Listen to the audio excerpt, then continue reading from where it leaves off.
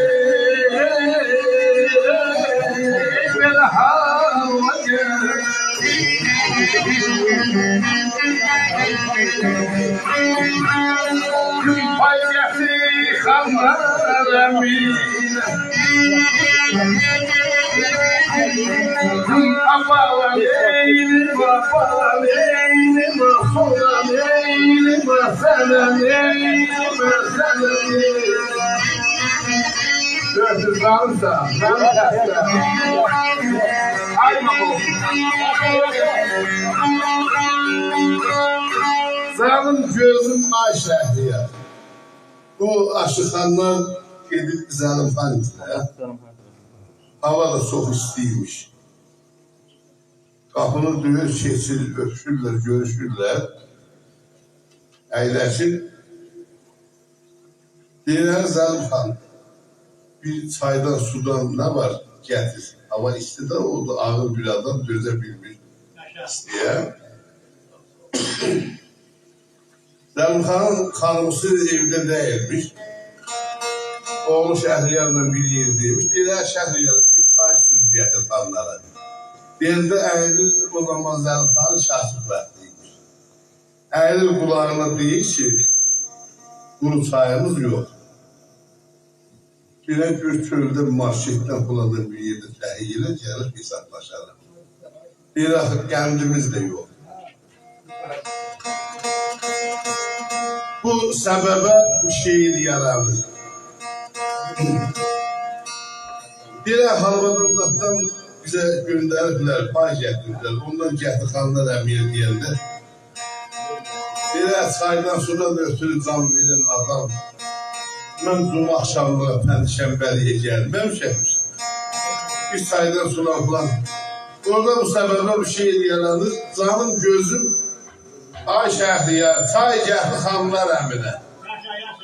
Kəsidən gələn halvadan pay gətir xanlar əminə. Qonaq bizim əfəndimiz,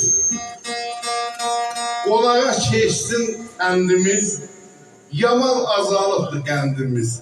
Say gətir, yəni bir bəbik, dənə-dənə. Say gətir xanlar əminə.